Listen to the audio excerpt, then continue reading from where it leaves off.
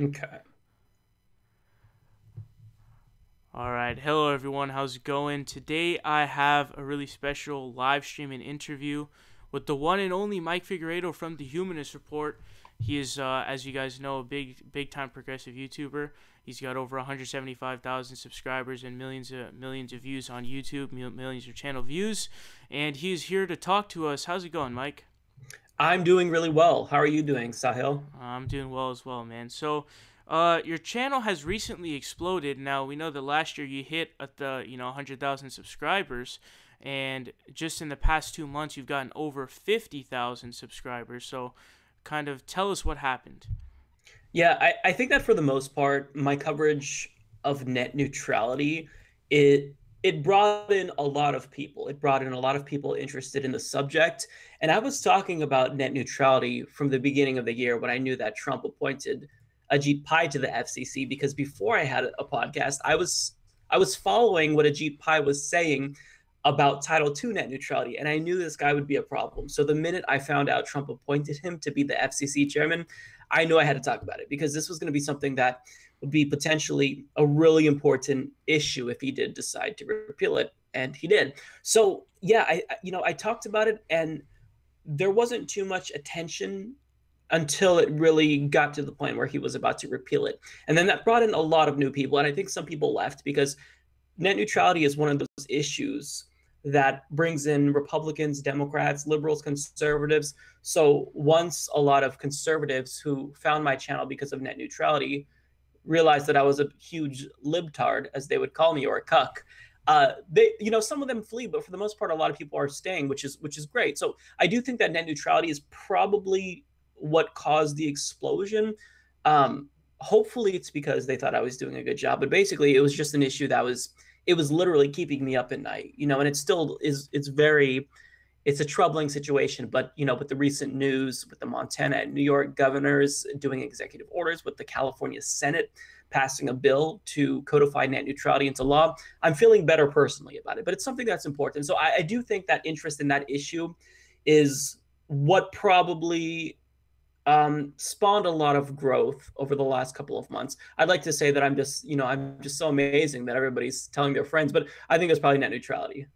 I see. So, yeah, I kind of also noticed that you had kind of started doing a lot of videos on net neutrality, and in the beginning, they were doing just kind of as your normal videos would do, and then they exploded. And, with the whole situation with the people who didn't really stay, I feel like a lot of those people weren't really into politics. So, I think it may not necessarily be that they're conservatives, but that, it kind of engulfed the entire internet, and not everyone really cares about politics. So I feel like that's kind of what happened there. Yeah, I totally agree. And I don't know, like, I don't want to suggest that there was like this mass exodus, because it was basically me seeing a couple of comments, oh, this guy's a liberal, bye. But, the fact that they learned about net neutrality, I still think that's really important. That's what I wanted. You know what I mean? I want people to get involved and care about this issue because it's really important. So even if they stay just for a little while, I'm totally cool with that. As long as they are going to make calls and get involved, then I've accomplished what I wanted to accomplish pretty much. I see. So you actually reached 100,000 subscribers around sometime last year, and you had decided to join the Young Turks network. Could you kind of tell us like what made you decide to join it, who helped you out there, and just what were the reasons of joining?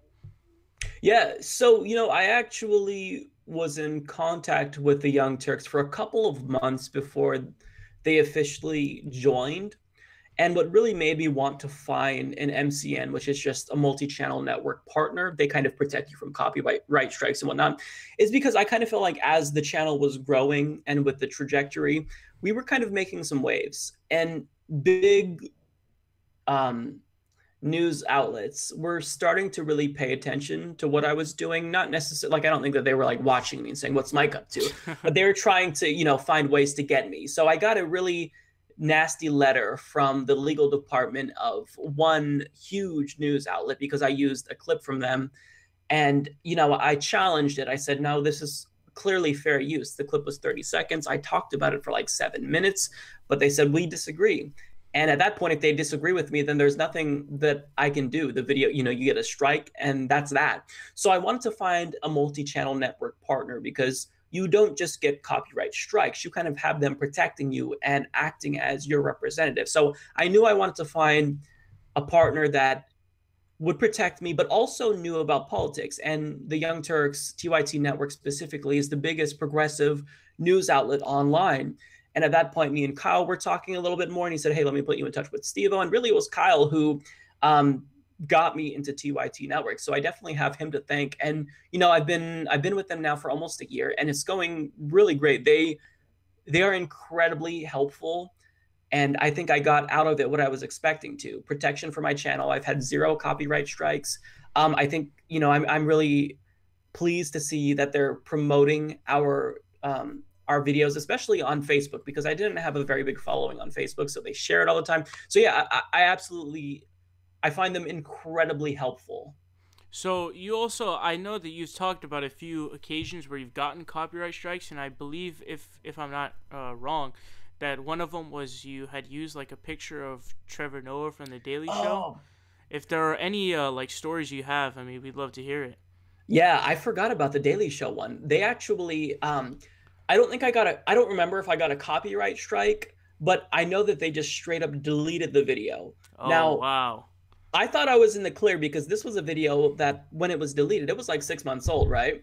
Hmm. So I don't, you know what it was? I knew that Viacom, who owns Comedy Central, I totally knew that they were assholes. They didn't want us playing their clips. So what I did, I thought I was being clever, is I just screen capped what I was talking about. So I didn't play the clip. I just showcased the picture of Trevor Noah on the set of The Daily Show, and I explained what was happening in that clip, so viewers would kind of get the sense that they were watching the clip. And then I also linked to the clip on Comedy Central's website, so they probably, they got some traffic because of that, but they just straight up deleted it. So that actually pissed me off, because basically the message I got was that Trevor Noah is so holy that you can't even show his face, on YouTube. So that's why I decided to go into MS Paint and draw a cartoon version of Trevor Noah, and I have that saved. So if I need to talk about him, then I'm going to use that cartoon. And yeah, and to be clear, I'm not personally attacking Trevor Noah, even though he's garbage. Okay, I guess I am now. But Trevor Noah didn't make that decision. It's just you have these big companies like Viacom, CBS, NBC, and they make sure that smaller YouTubers do not use their clips. It doesn't matter if it's fair use. They don't really care. And even though they know legally we're in the right, they know that us small YouTubers, we can't challenge them in court. Even if I wanted to win in court, that would cost millions of dollars just to basically make my case. So there's basically, if they tell us no, there's nothing we can do. So that's kind of the way that I try to get around it. And really, that's clearly fair use. Now, there's nothing they can say if I draw a cartoon version of Trevor Noah. Nothing they can say. Yeah, I don't really see how it wouldn't be fair use just using the picture of his. I thought that was pretty ridiculous. But I have seen the little drawing that you have of him, and that is pretty funny. Is that the one situation where you have gotten a copyright strike? I believe so. I did, like, when I first started, like when I had a couple thousand subscribers, I played a clip of The Daily Show and it was deleted, I think, immediately. So then I knew, okay, Viacom is going to be a problem because the copyright strike came from Viacom. And also, I think MSNBC at first was a huge problem because I posted a video where it was the clip with Claire McCaskill where she was talking about Bernie Sanders, and my video was blocked from even being uploaded. So it Wow. made it seem as though it, was uploaded, and I walked away. I'm like, okay, wash my hands. I'm done with this. And come to find out, my video has 0 views, and I look and it's blocked. So MSNBC did that too. So I just re-uploaded it with just kind of an image still of Claire McCaskill with the audio behind it. So I've kind of, doing this now, I've learned a lot of workarounds. So, and part of it, I've incorporated it into the general theme of the Humanist Report. So one thing that I do for all video clips that has really helped is anytime I play a clip, Fox News, CNN, MSNBC, I'll put like this Humanist Report border around it where there's text that scrolls in the background. So that kind of stops it from being picked up by YouTube's automatic copyright systems. So I think you could just do a still image and add a border, but the scrolling even I think makes it that much more unlikely. So even though it seems like I'm trying to, you know, promote my brand and make it, style, and I've incorporated that, to a degree, but really it's to make sure that they don't arbitrarily flag my videos, because that's always a concern with anything that you post, especially with some companies over others. Fox News, surprisingly, never had a problem with them. CNN is also the same, never had a problem. It's the liberal outlets, MSNBC, and also Viacom, HBO sometimes, which I think is owned by Viacom. They're just a lot more sensitive about Comedy Central, from what Yes, I understand. very much so. It's Yeah, weird. It's yeah. really weird. That's why if you were to look up any Daily Show videos, you can't find any that aren't from the Daily Show channel, and they take down anything, and that includes even from back in the day with like Dave Chappelle's show, because I remember seeing a video of his skit called Black Bush, and then I couldn't find it like a couple months later. But you also kind of touched on, how when you started YouTube, I was also curious of kind of like what made you decide to start, because you're kind of one of the newer, big channels on the scene for progressive media. So I was just curious as to, what made you decide to start a channel and start to upload. Yeah, so there was really a multitude of reasons. I think one of the biggest reasons I cite was that, I was gonna be teaching in like a year or two prior, about the time when I started, and I wanted to get some public speaking experience, and I knew that putting myself out there, um, people would be harsh, but I think their insight would be valuable and would really help me as a public speaker. And it's becoming a good public speaker is difficult. It's like trying to hit a moving target. Even when you feel as though you've gotten better, you can never really perfect it. It's something that is difficult. But at the same time, even though I cite that as a reason, now when I think about it in my mind, I kind of feel like I was just using that as a justification, because the idea of posting YouTube videos, it seemed really stupid. Not stupid. It seemed like it was something that I shouldn't be doing as an adult, right? Like it just feels like, okay, get it together. Don't post YouTube videos. What are you doing? So I kind of used that as a justification, but really I wanted to talk about politics. Like I I didn't have many people in my personal life that were as enthusiastic about it as I was. And I would be yelling at, the TV screen when I watched news, when I didn't really watch mainstream media, but I would watch the Young Turks, and I'd like insert myself into the conversation. I'd be like, no, Jenk, but what about this? Like, just like that. So I really did want to start a YouTube channel. And also I felt like I had things to say. There were certain stories that I wanted to cover. And that was the year that Bernie Sanders announced that he was running for president. I think I started right after he announced. And I knew that Bernie probably was going to get shunned by the mainstream media. I knew that I was really excited about Bernie because I followed Bernie for years before that. Oh, And really? oh yeah, since I think 2010. Really, I've always loved Bernie. The first time that I really started paying attention was his filibuster. I think he talked for like 10 hours on the Senate floor, and that really got my attention. Like I tuned into it, and then I remember checking back it later, thinking this dude is still going. He's like 1,000 years old. How is he doing this? So I loved Bernie, but it wasn't just about Bernie. I wanted to talk about politics. There was a lot. I finished my political science degree at that point, and I thought I've got to put this to use somehow, even if it's stupid. And I know posting YouTube videos is not something a 27-year-old man should be doing. At the time, I thought that. I did it, and it worked out because I absolutely love doing it. It's stressful sometimes, and it takes a lot out of you, but it's the best job I could possibly imagine. Absolutely. And you spoke about how you started basically right after the Bernie announced his campaign. I actually first found your channel during the primary because of one of your videos. Whoa. Getting recommended or suggested, I can't remember, but I had seen one of your videos about Bernie Sanders, and you did have a lot of good content, and I think that you did kind of really explode at that time. And it was just, I'm just curious as to knowing whether or not you could see this far ahead for yourself back at that time when you were just kind of starting up your own channel. Yeah, when I started, I never would have thought that this is what would have come out of it. And of course we're not the biggest channel on YouTube, but I'm really proud of the growth. My goal in starting the channel and what I really hoped to get out of it was basically a small community of progressives. At a minimum, I wanted people on YouTube who I can talk to, talk about politics with. I wanted a community where, we can share stories. We can gripe about the mainstream media. We can gripe about the Democratic Party establishment, and basically, yeah, I did get that, and so much more. I started the channel basically with the same political views. I don't think I've changed at all. The first week, my first video about Hillary Clinton was me critiquing her. My first video about Donald Trump is making fun of him. My first video about Bernie Sanders is saying he can do it. Come on, let's, we got this, you guys. So, I don't think I've changed. I wanted to insert myself into a conversation that I wasn't able to have just, at home with my peers. So yeah, I got a lot out of it, but I never really thought that, we'd even reach 10,000 subscribers. That was like, okay, that's the ultimate goal. If we can get 10,000, that's crazy, right? Because that's a lot of people. But I knew that if I wanted to be successful at all, I had to be consistent. And that was difficult because, anyone who starts YouTube, they know that for a while, you're going to be putting in a lot of work with very little reward. Like, I was so proud of some of those segments I did, and they got like 5 views. It sucked. So, but the thing is that you have to be consistent, because if somebody comes to your channel and they're thinking about subscribing, one thing that I do is I always look at their other content, how frequently they post, what type of work they do. And I think, well, this person is great. I definitely want to subscribe. So I was trying to make it so that way people knew what to expect when they came to my channel, for the future. And that's consistently and talking about the issues that I care about, staying on point.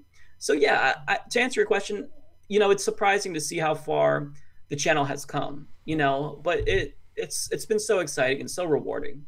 So my understanding is you also have, you said you have a political science degree and you're in graduate school, if I'm not mistaken, and you've done things like writing books. And I was wondering if, because, while other, news and politics channels upload a lot more videos than you normally do on days, if you would ever consider having YouTube as a full-time job and just fully putting out just, a lot of segments per day, kind of like a full show almost per day.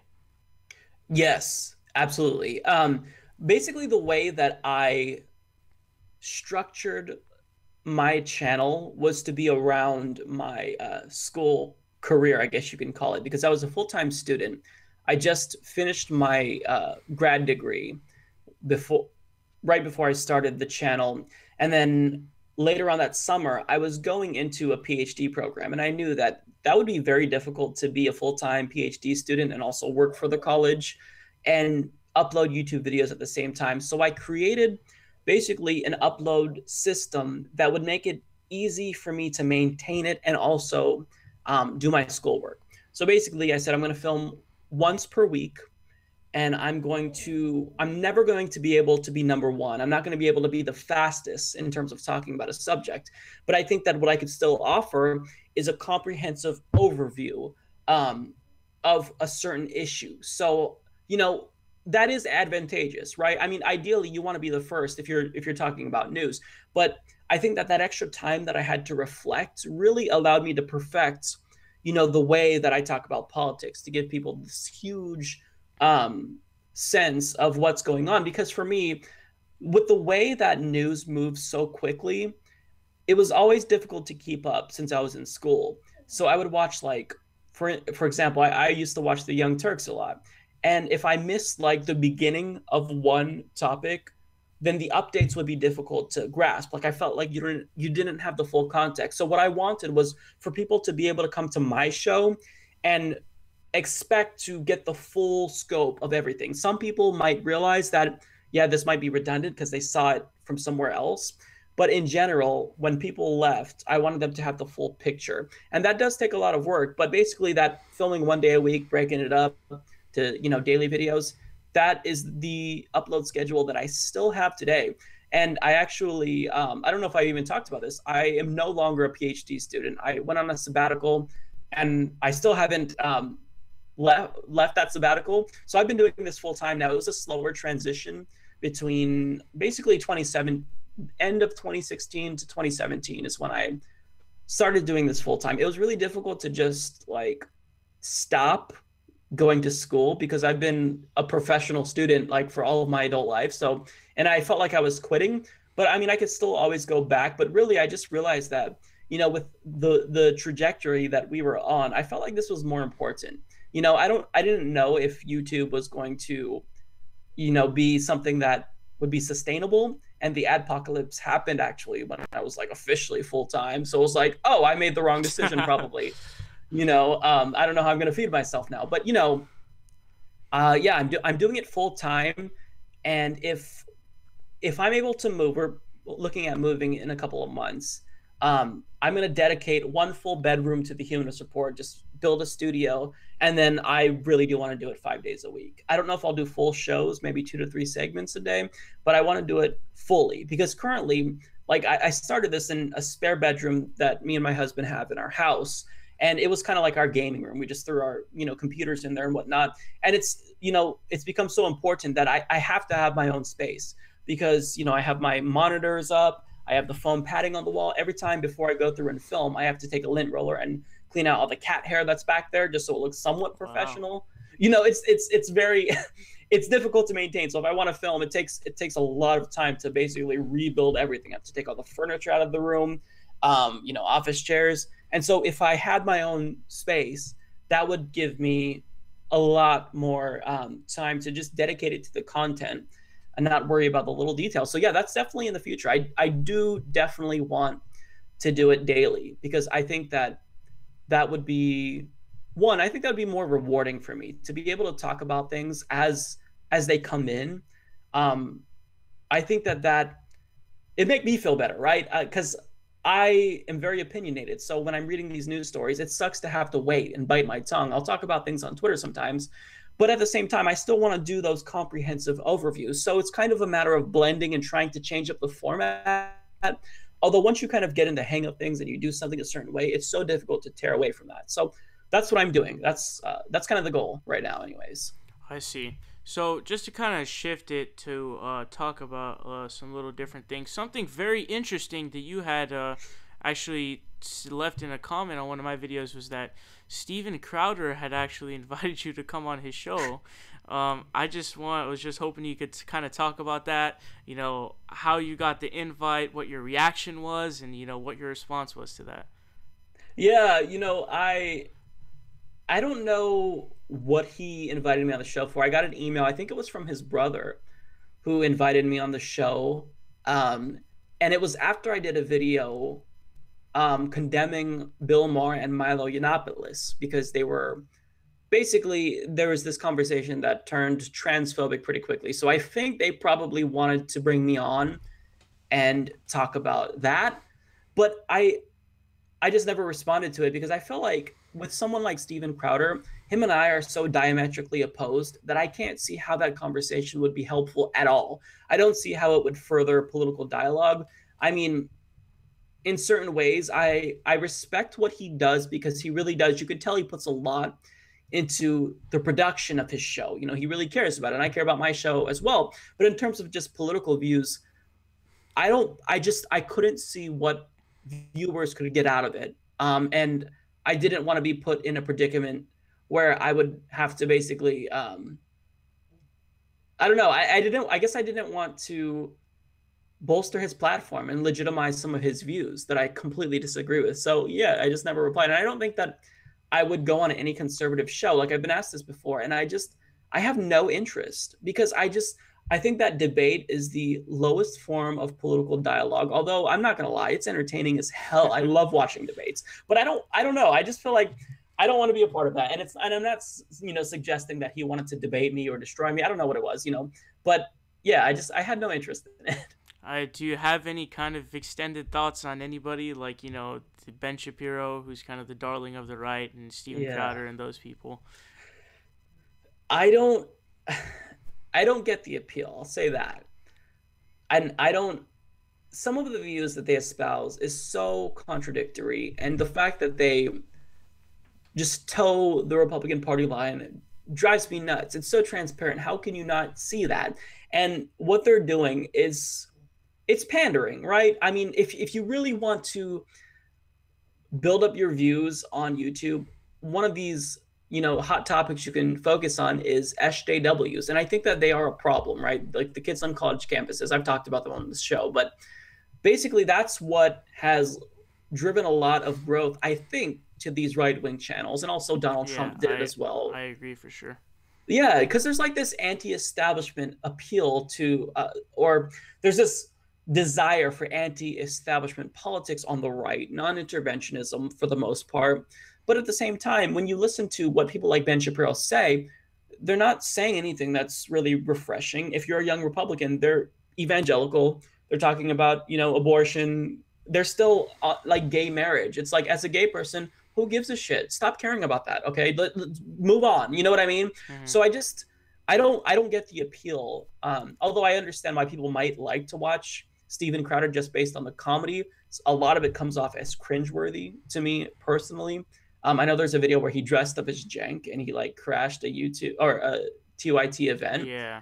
and the comments were like split 50-50. Oh, this guy is so like he's crazy brave, and the other were like that. Would Yeah, you this say is it was just cringy. 50-50? I don't know if I would say it was 50-50 You think so? because I could be wrong. It I was thought it it was was a while. massively lopsided in favor of, oh, dude, that was hilarious or that was awesome or something like that.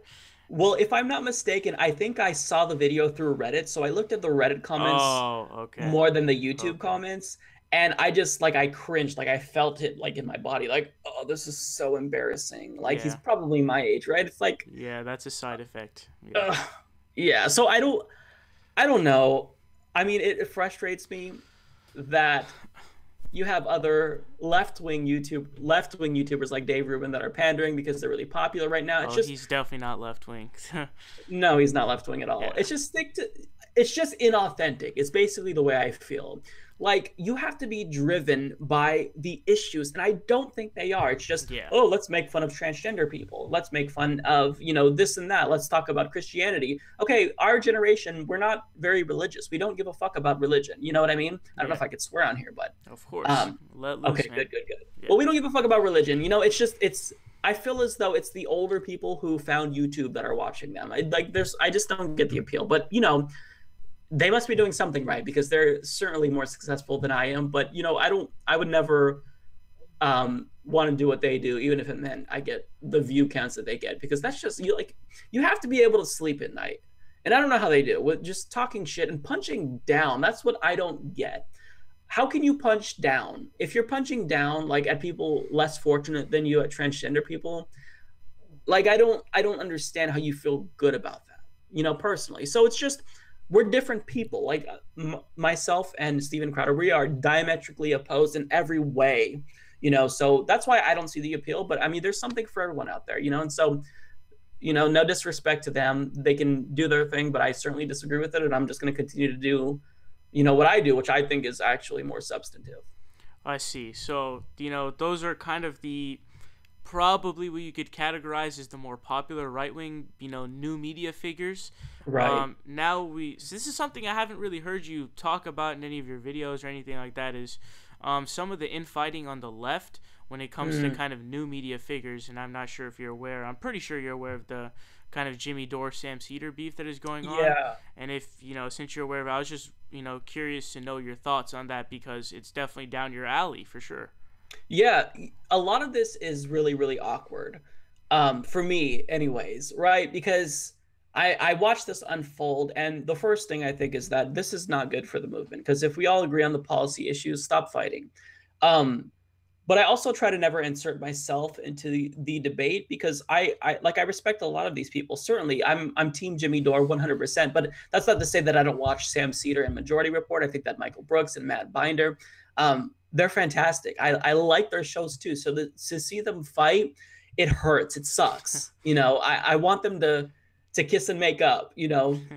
I want them to stop fighting with each other. But at the same time, I feel like he's kind of been the right here in that debate, because he has his views that Sam is critiquing, and he thinks that Jimmy is, and I'm not too well versed in it, but basically that he doesn't agree with Jimmy, and that's why he's critiquing Jimmy. But it's like, okay, well, if you disagree with Jimmy, then don't you disagree with mainstream media figures, more? Isn't that more important? In fact, David Dole, shout out to him, did a really great video on this, talking about how, Sam Seder critiques Jimmy Dore more than Joanne Reed. So it's just, I like them all. I like Sam Seder. I like Jimmy Dore.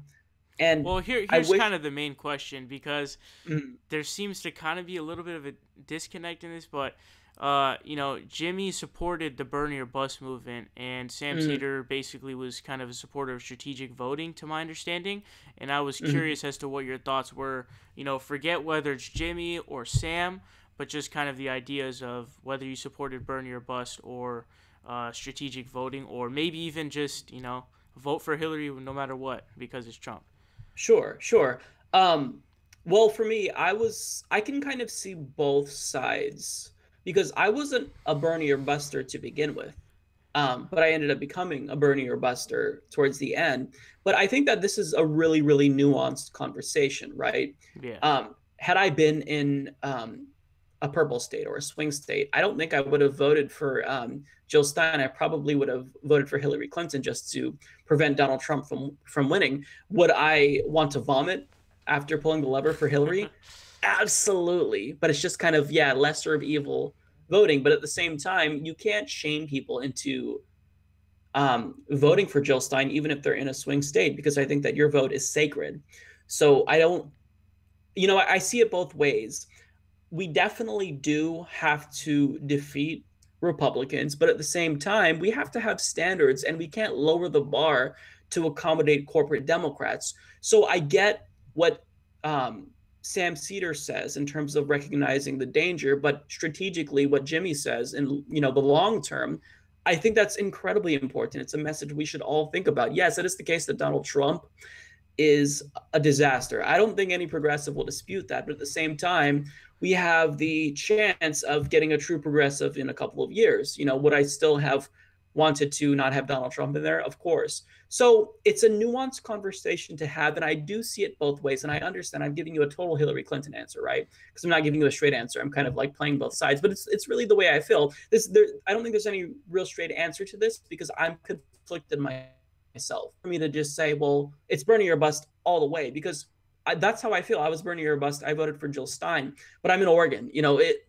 My vote effectively it was gonna go to Hillary Clinton. Like all the electoral votes in my state went to Hillary Clinton. So I wanted to focus on a different goal, getting the Green Party to 5%. And I knew it would be difficult, but I did what I cared about. I wanted to vote for someone who inspired me. So, it's tough. I get why there is such big disagreements and infighting because of this.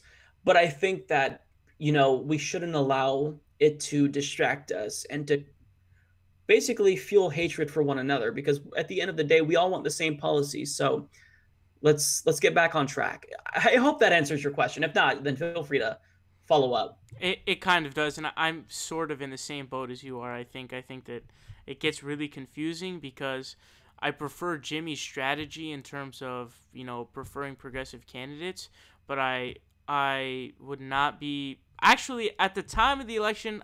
I kind of was a Bernie or Buster, but obviously I wasn't able to vote. But I don't think that that would have been a good strategy. I think that strategic voting is much better. But you kind of touched on the electoral. You didn't exactly touch on the Electoral College, but I was just curious as to your opinion on the Electoral College because of the election that happened and the way it turned out, of course. Yeah, I think we should completely abolish the Electoral College. It's one of the dumbest institutions ever in the world, I think, just politically. It's pointless. It's completely antiquated. It's outdated. And the fact that Hillary Clinton isn't railing against it now and leading this campaign against the Electoral College it's odd to me, right? Because I mean, we have a president who didn't get more votes than his opponent. So, if you look at it that way, yeah, Hillary Clinton should be the president right now. So, yeah, and that's not to say that I love Hillary Clinton. I hate everyone in politics pretty much, except for progressives. But, the Electoral College is something that shouldn't exist. And I'd like to see more focus on it. But the problem is that Democrats only talk about the Electoral College after they get screwed by it. And then we already stopped talking about it. I think a couple months after the election, we stopped talking about it. I mean, this has screwed over progressives, or not necessarily progressives, but liberals a lot. Let's do away with it. I don't get the point of it. So that's my take on it. I'm 100% against the Electoral College. I just think it's dumb. I see. And, we have the election not necessarily coming up anytime soon, but 2020 is definitely something to talk about.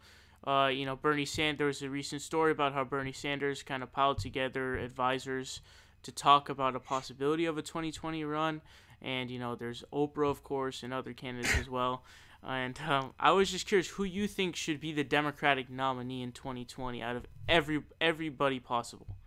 Well, for me, I really like Oprah. I think that she's offering. No, I think it should definitely be Bernie Sanders. Not only does he have enough name recognition now, I still believe in Bernie Sanders.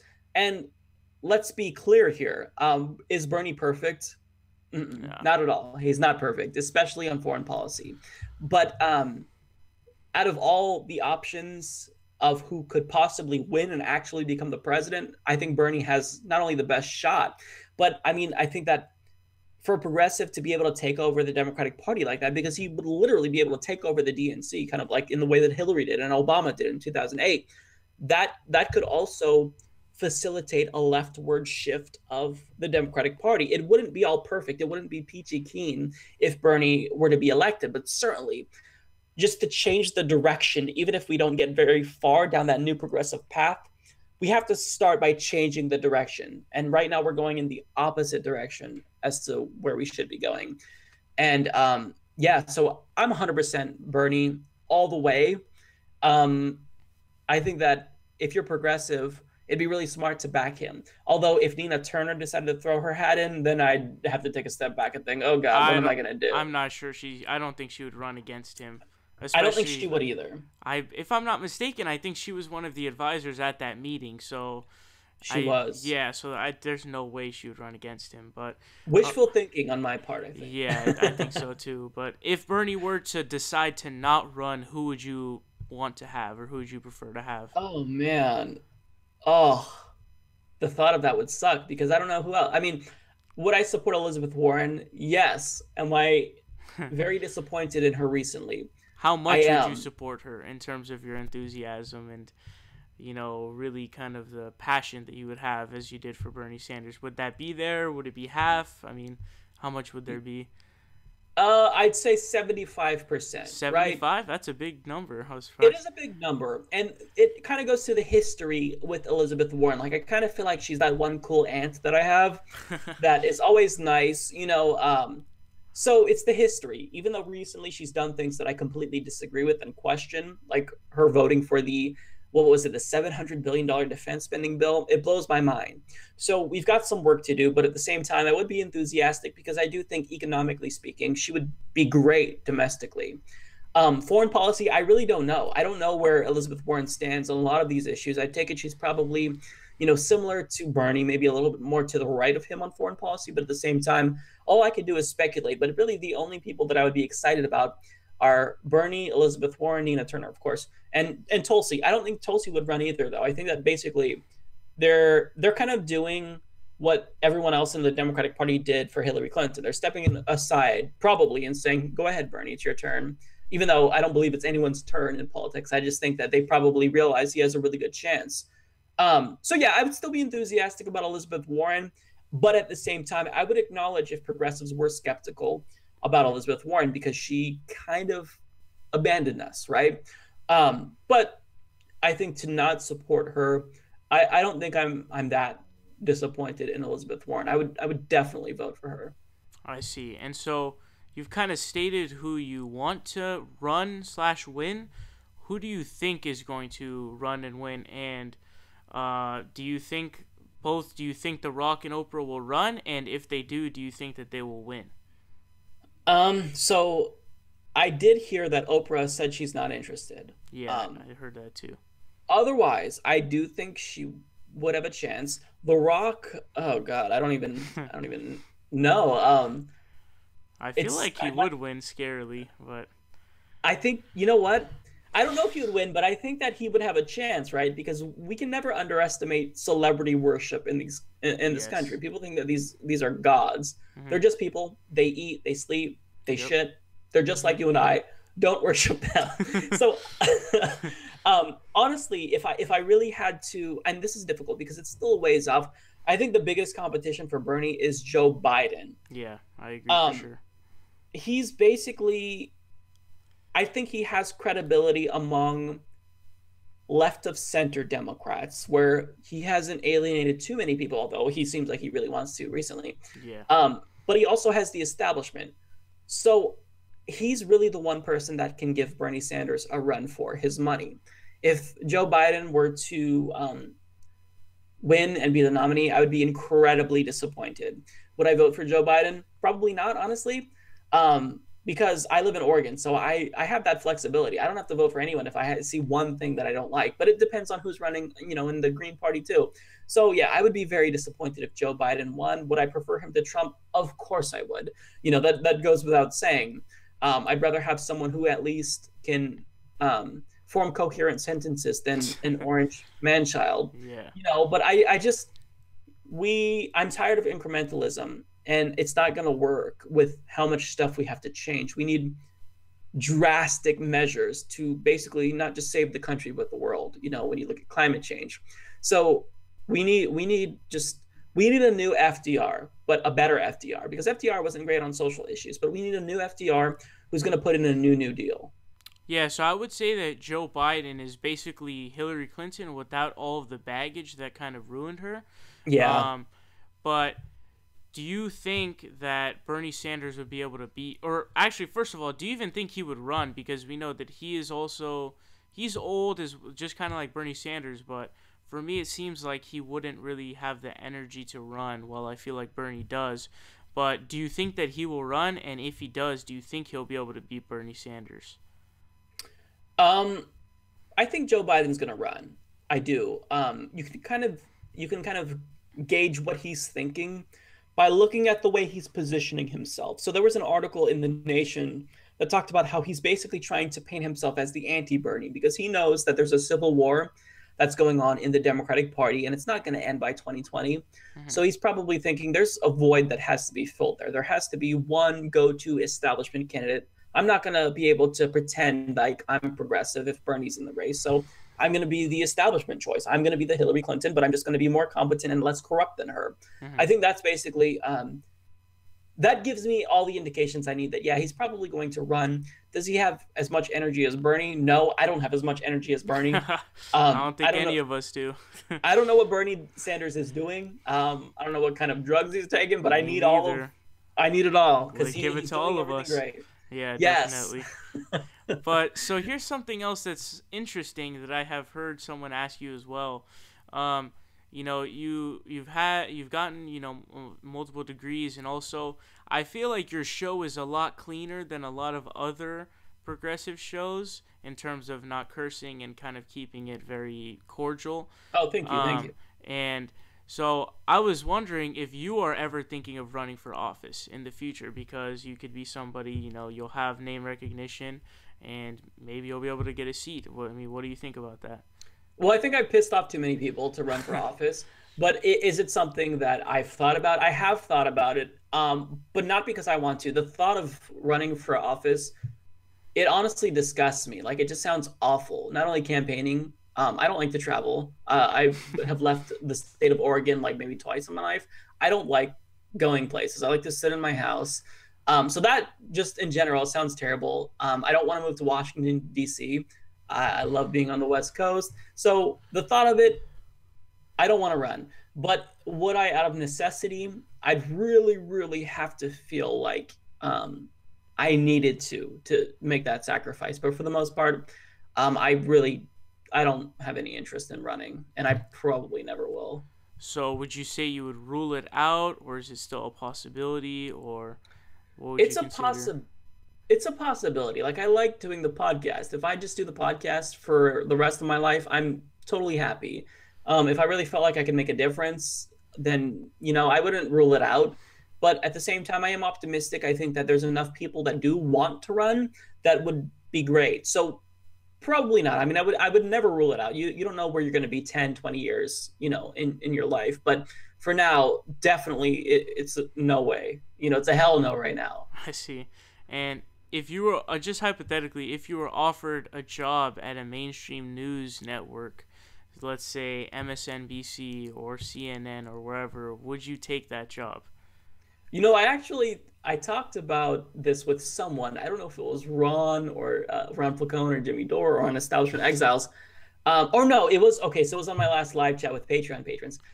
I agreed that yes, I would take the job, but I would not change anything and just get fired in like a month. Hmm. And then I would have that inside insight as to how things function, and that would be helpful. So yes, I would take the job, hopefully rack up 30,000 a day before they fire me. Maybe I could last a week. Hmm. But yeah, I would just say exactly what I'm saying now. But at the same time, that would require me to probably move to like New York or Los Angeles, and I don't want to do that. So,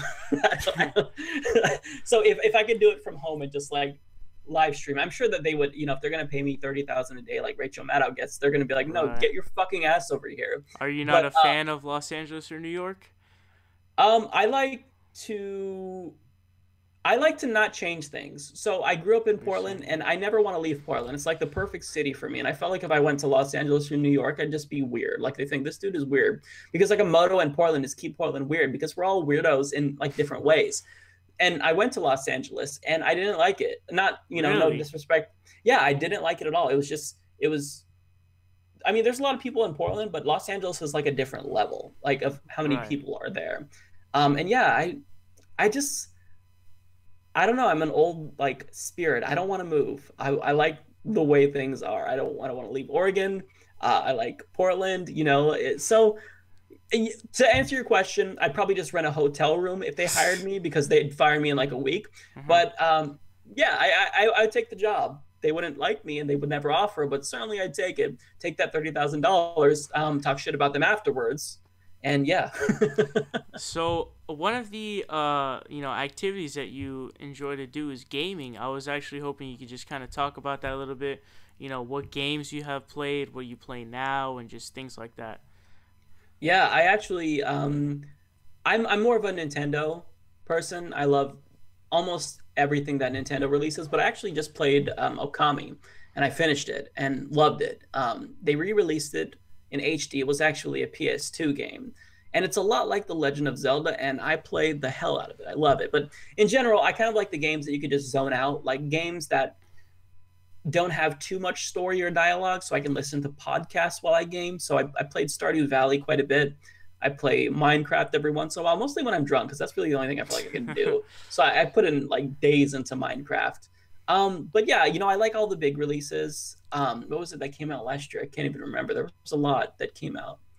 Um, oh, I'm blanking now. But I played. I played the Zelda from last year, the new Zelda. That Hmm. was amazing. So just Nintendo games, Mario Kart. I'm a pretty standard gamer. I'm not like a hardcore gamer. I don't play online games because I get my ass destroyed immediately. But I like gaming. Are there any other kind of recreational activities you would say you take part in? Maybe watching sports or something like that. Yeah, I don't watch any sports. Nobody in my family watched sports either. My dad never did. My brothers never did. Although out of everyone in my family, I probably watched the most sports, Not a mostly as a Blazers kid. fan.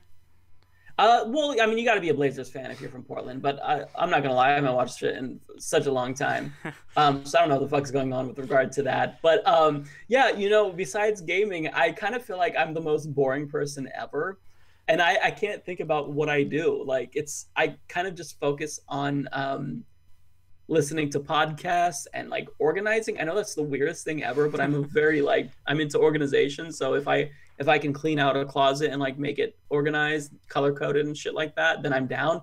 But yeah, besides gaming, I really don't have a lot of hobbies. And as I get older, I start to realize that's probably bad. Like I should pick up a hobby. I should try to like do art. So I actually, when I turned 30, I had my second midlife crisis, and I decided to buy like an art book and tried to draw. That didn't turn out well. So I don't know. I know that there's a hobby out there that I'll like. I haven't found it yet. Besides gaming. I see.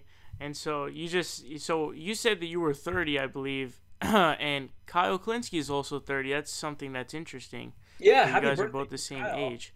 Yeah. Okay, Mike. Thanks so much for coming on, man. I really appreciate it. We're gonna be wrapping it up here. Do you have any kind of last thoughts or anything you want to say?